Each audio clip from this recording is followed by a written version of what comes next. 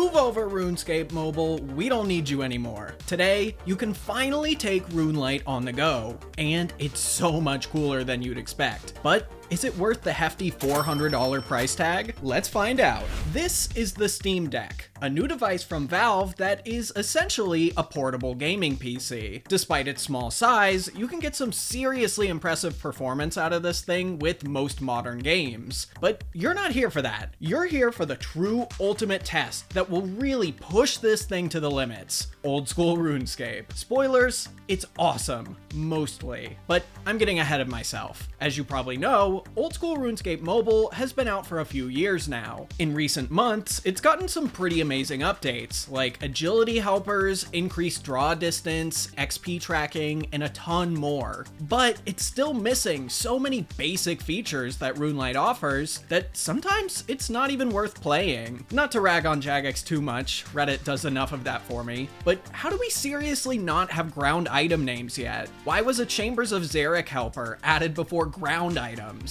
Frustrations like this are what got me very interested in the deck when it was announced, and months of waiting later, mine has finally arrived. I've spent the last week using it, trying just about any activity I can think of, so let's check it out. But first, let's check out today's sponsor, Raid Shadow Legends, a leading mobile and PC game that you can play anywhere. Over the last 3 years, they've added a ton of awesome content, like the Doom Tower, tons of bosses and heroes, a new faction from the Far East, Shadowkin, and the terrifying Hydra boss. You chop one head off, and it grows right back. If you think that's spooky, Raid's Trick or Treat Halloween promotion is going down from now until November 5th. You can win in-game and IRL prizes, like a $1,000 Amazon gift card and some of Raid's most legendary champs. It's free just for new players, and all you need to do is enter your Raid player ID at trickortreat.plarium.com and spin the wheel, or use my link below. Plus, until October 25th, you can use the DK Rises promo code to get a bunch of free stuff to instantly level your strongest champs to level 50 5-star Ascension. But I'm not done yet! If you haven't started playing yet, scan the QR code on screen or use my link in the description to get unique bonuses worth $30, a free epic champion Vergus, 200k silver, 1 energy refill, 1 XP boost, and 1 ancient shard. All this treasure will be waiting for you here. So first of all, the deck comes with its own carrying case. Nothing about it is too crazy, all it does is hold the deck, and there's not really any storage space. It has this weird flap on the back that I've used to carry the charger, but I honestly wouldn't trust it with much else. I've gotta say though, I do appreciate the case being included. Nintendo, I hope you're watching and taking notes. Booting up the deck itself, once you have it all set up and logged in, you'll be met with the Steam home screen, where you can see all your recently played games. But RuneLite won't be one of them. Just ignore that, because RuneLite isn't available on Steam. But this is where things get really cool. If I hold down the power button, it brings up a menu with the option to switch to desktop. After doing so, it boots us into the SteamOS desktop, which for those that haven't heard of it, is Valve's own version of Linux that was created for gaming. As someone who's never used Linux before, getting RuneLite installed was actually really easy. You just go over to the taskbar, open the Discover app, and search for RuneLite. After it installs, open it up and make sure to turn on Enable Custom Window Chrome in RuneLite settings, or else when we boot into the game normally, it'll have a weird wide screen effect. Something else to note is RuneLite's login button just flat out doesn't work. So if you want to import your RuneLite settings, you'll have to do so manually. After this, open Steam, press Add Non-Steam Game, and we're good to go back to the Steam Deck's homepage. Now, we can finally launch the game and get logged in. But you might have noticed there's a ton of buttons on this thing, so how do we even play a point-and-click game with it? Now, this isn't meant to be a full Steam Deck review, so I'm not going to cover every single button, but each of them is completely customizable. If you don't want to spend time coming up with your own control scheme, you can just browse through a bunch of community-made layouts. Shout out to this guy. I downloaded his layout, changed pretty much everything, but I can't figure out how to change the layout's name. So shout out to Vincent, whoever you are. Yep, that's me. Okay, so the controls are all set, game is booted up, and my RuneLite settings are imported, so let's get playing. Almost. I know, you want to see it actually run, but in its current state, RuneLite on the Steam Deck is actually way worse than RuneScape Mobile. There's a few plugins we need to tweak to get it up to par. First up, everything is extremely small. Even with the precision of the trackpads, it can be hard to see anything when it's that tiny. That's what she said! So if we turn on the stretched mode plugin and increase the resizable scaling, it's a much nicer experience. Next, I'd turn on anti-drag because I found when trying to quickly switch gear, my inventory started to look like that one junk bank tab that I just refused to organize. And by one bank tab, I mean my whole bank.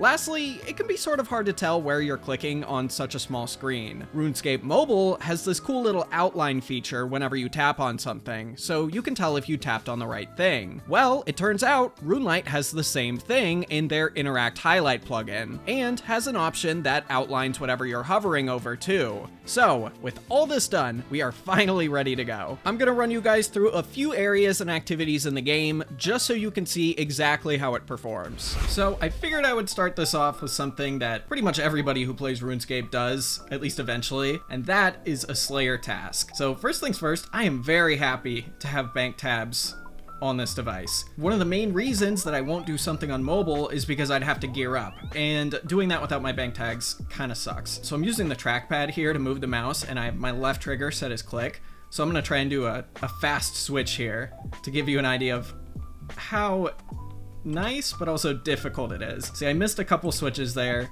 The more you play with it, the more you get used to it. Since there's people that can do the Inferno on mobile, there will be plenty of people that get really good at using the Steam Deck's trackpads to do stuff. Let's teleport over to the catacombs, and on the way there, I will show you the weird thing about installing RuneLite the way I did it through the Discover store. The music for some reason does not work. I'm assuming this is a glitch that will be patched hopefully soon. There's a different way you can install RuneLite, but I don't want to show it off in this video because I imagine this bug will be patched eventually, and I don't want to spend, 3 minutes on a bug that won't be relevant maybe in a couple weeks. But for those of you that want to listen to music, I know a lot of people that do listen to music don't listen to RuneScape's music.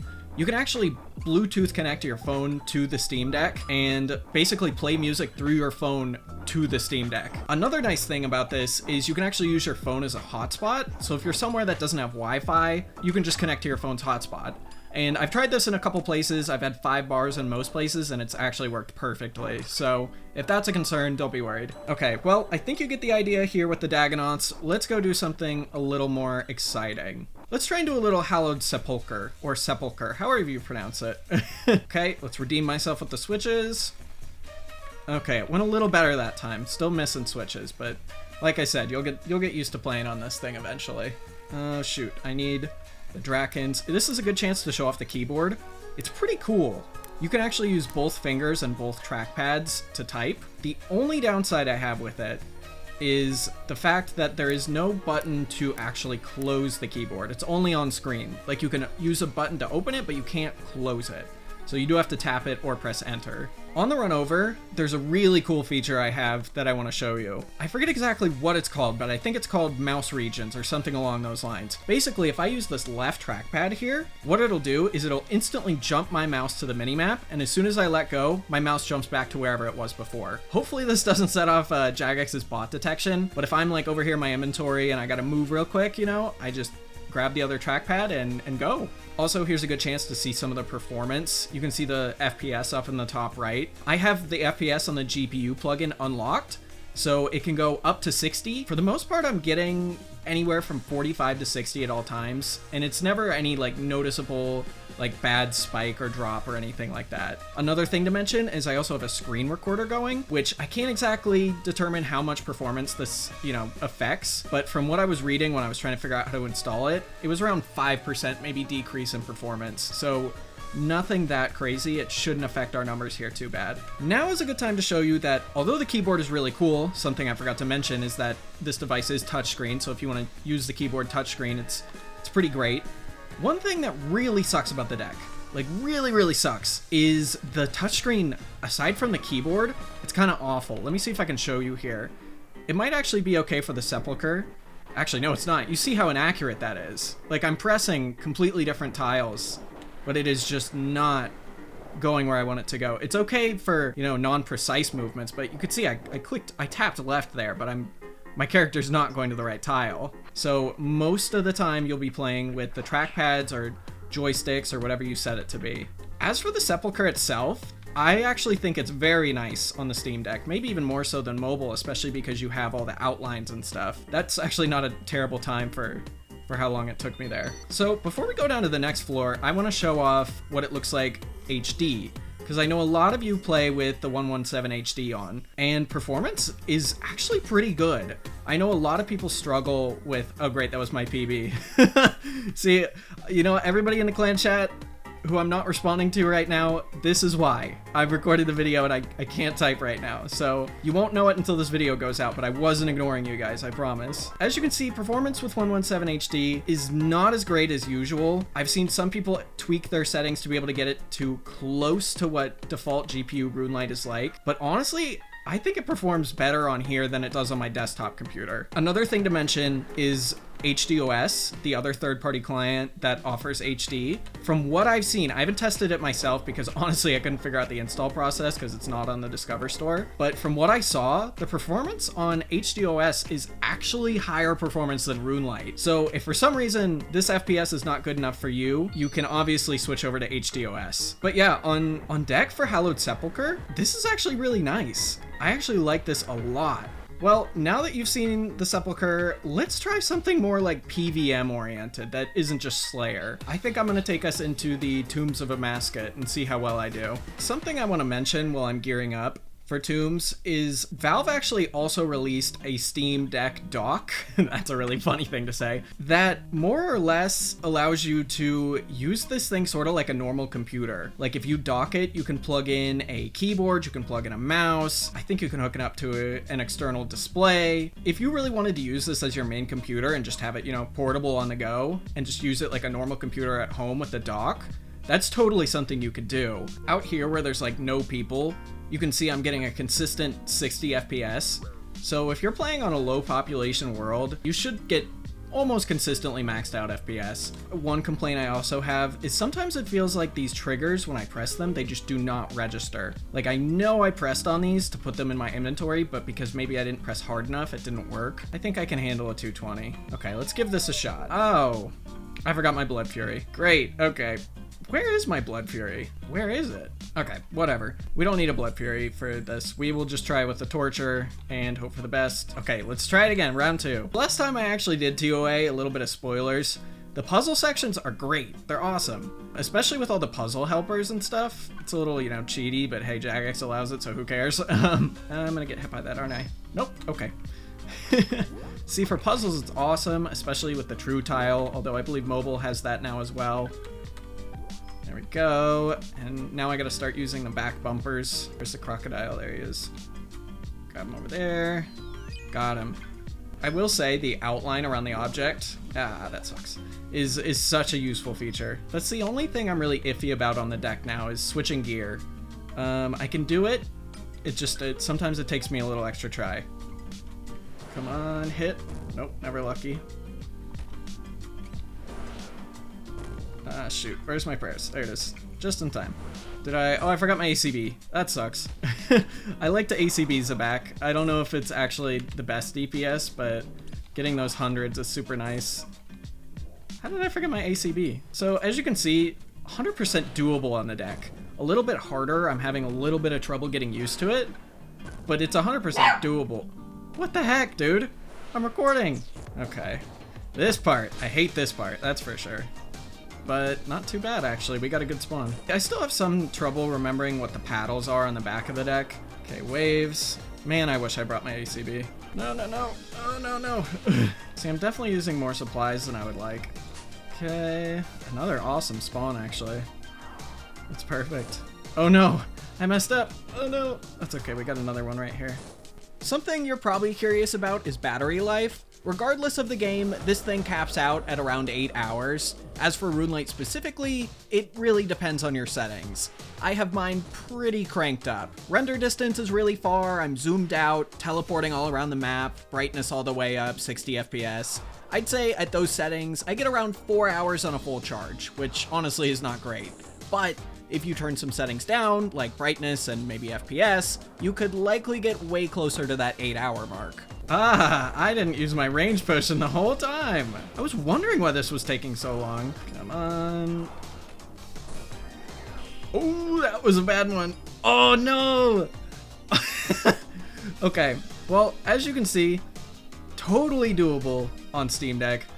Honestly, probably preferable over mobile just because of all the plugins you get. Rather than try that again and embarrass myself, let's get my final thoughts. Is the Steam Deck worth it when compared to mobile? Honestly, it depends. For most AFK tasks and skilling activities, mobile is now good enough for me to not miss RuneLite really at all, you know, besides the ground items. But for things like bossing, questing, and more niche activities, the mobile client is just lacking so much. The ability to use something like Quest Helper on the go on the deck, honestly, might be enough for some of you to justify the big purchase. The only real downsides for me of the deck are the overall wonkiness of using a device like this for the first time, and the touchscreen being pretty much unusable except for the keyboard. I think as time goes on and I use the deck more, and Valve hopefully fixes things, I'll get a lot better at playing on it, and I already find myself reaching for it over even my laptop or PC in a lot of cases. Just like how you should reach on over to the right hand of the screen and watch the video I did about the recently unearthed copy of RuneScape's beta.